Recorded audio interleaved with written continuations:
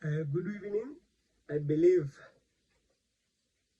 everything is not well in South Africa, in Zambia, across Africa. The last video, I was actually confirming the fulfilled prophecy on Malema. And I want to repeat to say, what has just approached my hearing of Mutetwa see death from the 22nd floor in Paris in a hotel. This is what I meant in this book. I said Zondo and Madlanga, Commission of Inquiry, cross currents. Mostly I don't want to speak too much because the truths that I speak through God's revelations, they are not accepted on the social media. If I post them, they may not go through.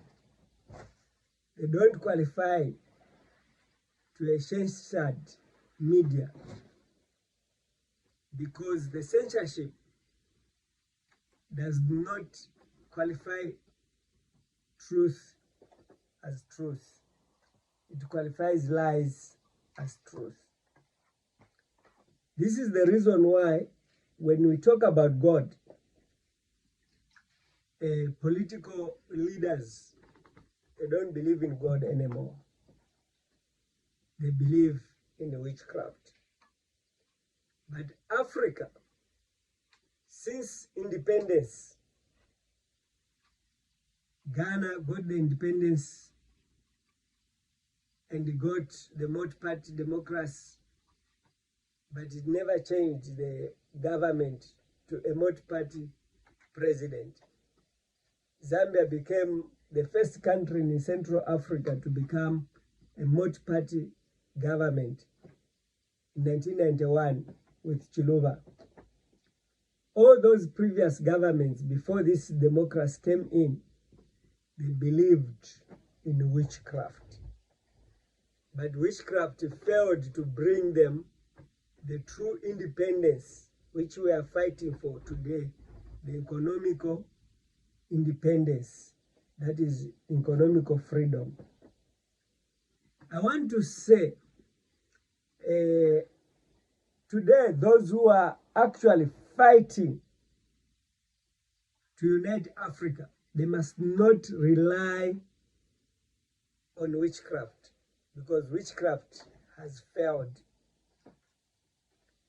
I know I've seen the spiritual father to Ibrahim Tarao that indeed believes to say Sangoma, a witch doctor. But God can only sustain Ibrahim Tarao, not because of that man, but because he is the Moses of today. Because witchcraft is short-lived. The owner of universe, the creator, is here to demonstrate his strength. My survival from being poisoned in Zambia, being poisoned here in South Africa, and even being sentenced for mental illness, well, I knew exactly that I was not sick, and I can demonstrate each and every point of my interviews at Viscopis. One thing that is quite significant, the first time I was taken to Viscopis, that's a mental hospital, they gave me a form to fill up my details. And I filled that form without asking anyone to help me, putting my phone numbers, putting my house number, putting my next of kins, everything, without making a mistake.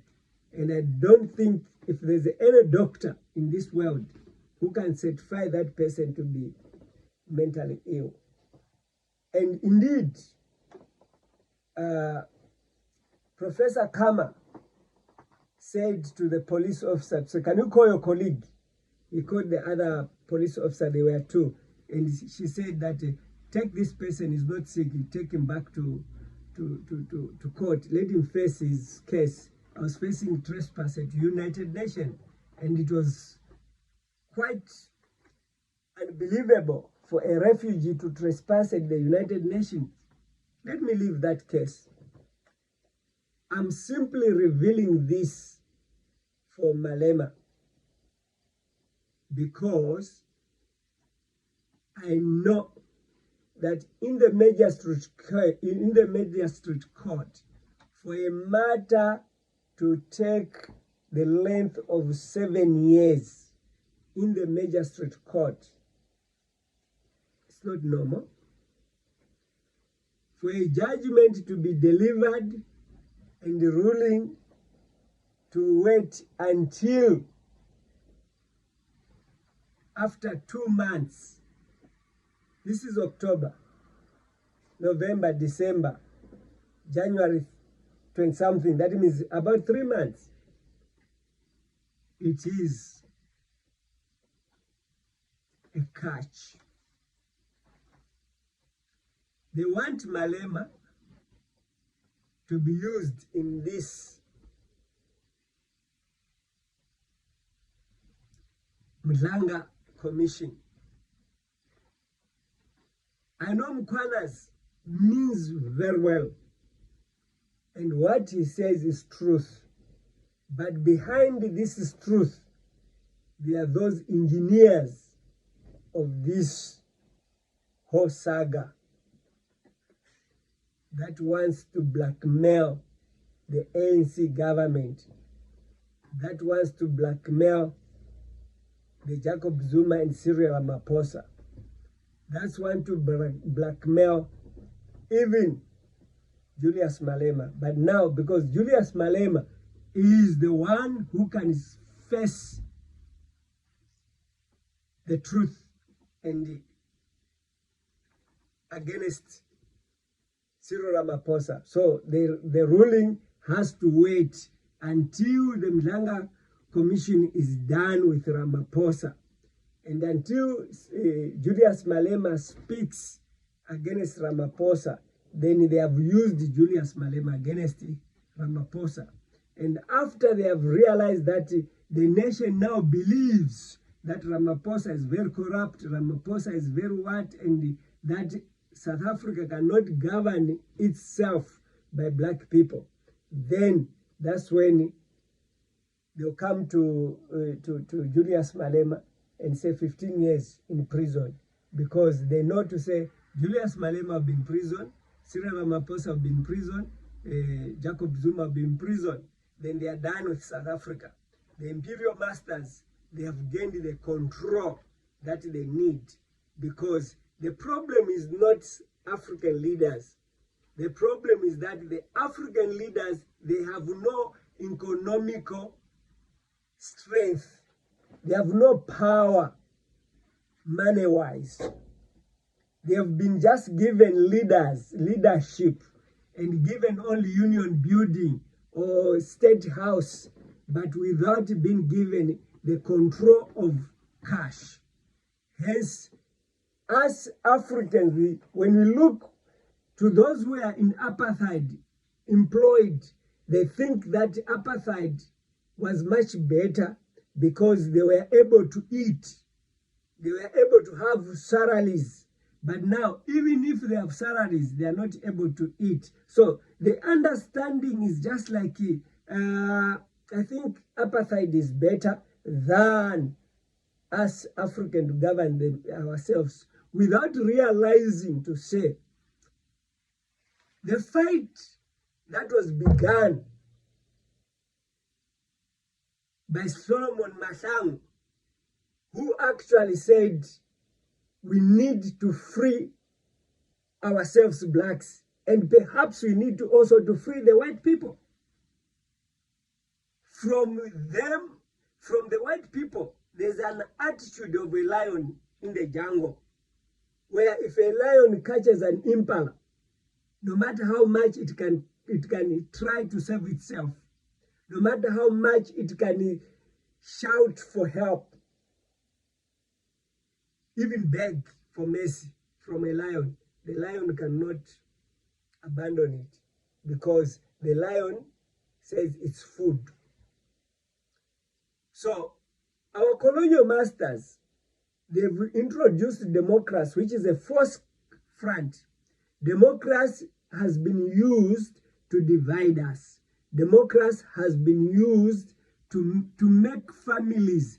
The other family member belongs to EFF, the other family member belongs to ANC, the other family member belongs to MK, the other family member belongs to DA, the other family member. In all political parties, family members are scattered and they fight. So when democracy sees family members being divided, they say, yeah, we've managed to divide Africa. Today we see Dudula movement. And when you look at Dudula movement, yes, with your physical eye, you think they are genuine fighting foreigners, when they actually fighting their fellow brethren. Same color, black. We have Changani, Tsonga in Mozambique. We have Tsonga here in South Africa. We have Tsonga in Zambia, Tsonga in Zimbabwe, Tsonga in all these other countries. We have Ndebele here in South Africa. We have Ndebele in Zimbabwe. We have Ndebele in Zambia. All these languages that are in South Africa, they are there, even in Zambia, where I came from. We have Shonas in Mozambique, Shonas in Zimbabwe, Shonas even here. When we talk about the vendor, I understand this historically to say this Limpopo province, maybe starting from somewhere there, Mutuandohu going that side, or Guyana, all those Messina, that was Zimbabwe before. The border was just shifted from that point to Bet Bridge. We have Zimbabweans on the side of South Africa. But there comes someone who says that the Zimbabweans must go back to their country, when part of their country is in South Africa. It doesn't make sense. Who is behind Dudula? If you can look with a spiritual eye, you can understand that the Dudula movement is sponsored by those who want Africa to remain divided. They are sponsoring certain organization under rights to demonstrate what someone would think is right, in order to shift the focus of South African leadership. Instead of them looking to Ibrahim Traoré for reformation of our political system, they will now deal with these internal issues of Dudula. Instead of perhaps reforming the BRICS to actually align it with the United States of Africa, they'll start fighting in within. Of course, I like Mukwana's stance, but the cross currents have started bearing the ugly faces.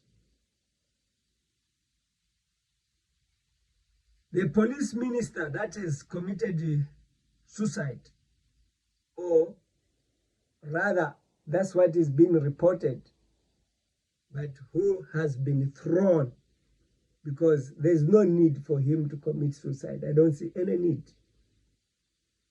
There's no need, because he cannot fear the justice, the justice that comes from the courts, because he controls it. He knows who to talk to. He knows who he can use. But someone through him. It's not different from Malachi Martins, who wrote the book, The Keys of This Blood. They also said he committed suicide. He threw himself through the window. So it is also not different from one of those that are Chris Henny and others, those who allege that they committed suicide. So I want to say that what is it that I want to appeal to Julius Malema is that Julius Malema, the 3 months postponement of your sentencing, you must reflect on God. Don't trust the court. Don't trust witchcraft. Put your trust in God. If you want to hear more, there are things that I cannot even say on a media like this one. And I cannot even put them in the book. But if you want to hear them, you can call me or give me a video call. I'll explain to you. Cyril Ramaphosa, my appeal to you is that consult God. This commission will never spare you. Jacob Zuma, consult God. South Africa that you fought for and that you want to redeem is gone if you won't call upon God. Let's not rush for help from Sangomas. The whites, they know. They have come here and they have consulted the same Sangomas that you go for. They are now using the same witchcraft that Africa uses. So you cannot defeat them using witchcraft. But now is the time that Ibrahim is putting on the shoes of Moses. When Moses was given a walking stick to open the road for the children of Israel on the Red Sea, that walking stick had to be a miracle. When he threw it down, it turned into a snake. Also, the prophet of Pharaoh, they also, through their walking stick, they all turned into snakes. What made Moses' walking stick to be identified that of God? It ate up all these other snakes and it remained alone. Then Pharaoh realized that there is power of God. This miracle will happen, and it has happened on my life. I was supposed to have died. Other refugees that jumped the UN fence, they all perished in the what? Most of them, let me say, 80% of them died whilst there. And I was supposed to die because I ate poison. But God saved me. I survived the prison beating, where when everyone is being beaten there, when they want to kill someone who they have been told to say, can you kill this one? They would see, even hitting the what? The ground. No matter how much someone might shout, when they say, Hayo Matata, you cannot surpass that noise until someone dies. I survived that one by God's grace. I survived. Taken to these copies, I survived a lethal injection killing. I survived the drinking of tablets that were meant to confuse me. Not because of Muti or because of Sangoma, but because there is a God in heaven. The God that I want you, Malema, to test today. The God which I want you, President Cyril Ramaphosa, to test today. The God that I want you, former President Zuma, to test. 6 presidents in Zambia rejected this God, despite him demonstrating the visions and dreams clearly to them. They are dead when they were not supposed to die, the way I was warning them. The other last of the 6 is lying in these hospitals, in these mortuaries here, and the cases before the High Court. Maybe now it's going to direct to the Constitutional Court, but I warned this president. I appealed for them for prayer. They refused. So the grace has been extended to South Africa. If South Africa can refuse, God has done his part by warning you. The cross currents of Madlanga Commission and the sentencing of Malema, South Africa will never be the same again. But if you leaders listen to God, you are going to return the glory of South Africa. May God bless you. Amen.